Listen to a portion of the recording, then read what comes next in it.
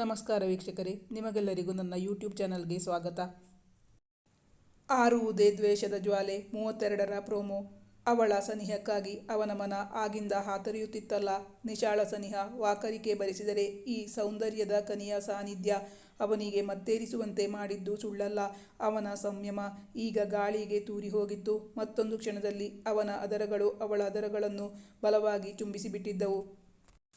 ಪ್ರತಾಪ್ ಮತ್ತು ಪ್ರತಿಮಾ ದಂಪತಿಗಳು ಇವರಿಬ್ಬರನ್ನು ಚೆನ್ನಾಗಿಯೇ ಛೇಡಿಸುತ್ತಿದ್ದರು. ನಿಮ್ಮಿಬ್ಬರನ್ನ ಹೆಚ್ಚು ಹೊತ್ತು ಕಾಯಿಸಲ್ಲ, ಊಟ ಮುಗೀಲಿ, ಆಮೇಲೆ ನಿಮ್ಗೊಂದು ಸರ್ಪ್ರೈಸ್ ಇದೆ, ನಮಗೂ ನಿಮ್ಮ ಕಷ್ಟ ಅರ್ಥ ಆಗುತ್ತೆ ಎಂದ ಪ್ರತಿಮಾ ಸುಪ್ತಾಳತ್ತ ತಿರುಗಿ ಹೇಳಿದರು. ಸುಪ್ತಾ, ಈಗ ನಿನ್ನ ಸರದಿ ಎಂದು ಅವಳ ಕೈಗೆ ಚಿನ್ನದ ಬ್ರೇಸ್ಲೆಟ್ ಕೊಟ್ಟು ಅವನ ಕೈಗೆ ಕಟ್ಟಲು ಹೇಳಿದ್ದರು ಪ್ರತಿಮಾ.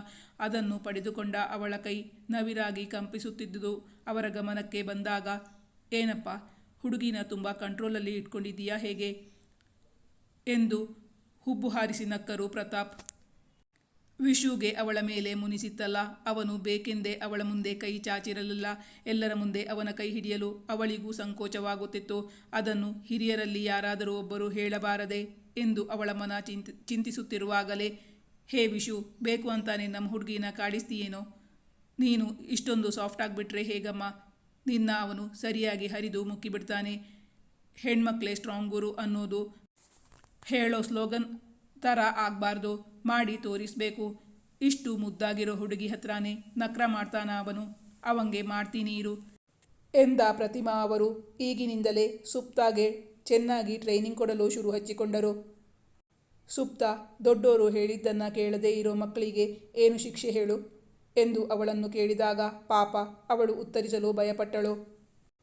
ಅವಳ ನಾಲಿಗೆಯಿಂದ ಒಂದಕ್ಷರವೂ ಹೊರಬರಲು ಮುಷ್ಕರ ಹೂಡಿತ್ತು. ನಾನೇ ಹೇಳ್ತೀನಿ, ಕಿವಿ ಹಿಂಡೋ ಶಿಕ್ಷೆ. ಅವನ ಕಿವಿ ಹಿಂಡಿಬಿಡು.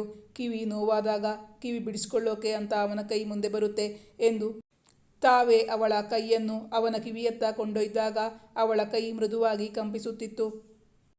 ಸುಪ್ತಾ ಭವಿಷ್ನ ಕಿವಿ ಹಿಂಡಿದರೆ ಮುಂದಿನ ಪರಿಣಾಮವೇನಾಗುತ್ತೆ? ವೀಕ್ಷಕರೇ, ಇನ್ನು ಒಂದು ಸಂಚಿಕೆಯಲ್ಲಿ ನಿನ್ನೊಲವಿನ ಆಸರೆಯಲ್ಲಿ ಕತೆ ಮುಗಿಸ್ತಾ ಇದ್ದೀನಿ. ರೆಡಿ ಮಾಡಿರೋ ವಿಡಿಯೋಕ್ಕೆ ಟೆಕ್ನಿಕಲ್ ಪ್ರಾಬ್ಲಮ್ ಇರೋದ್ರಿಂದ ಪುನಃ ರೆಡಿ ಮಾಡಿ ಹಾಕಬೇಕು. ಈ ಕಥೆಯನ್ನು ಮುಂದಿನ ಸಂಚಿಕೆಯಲ್ಲಿ ನಿರೀಕ್ಷಿಸಿ.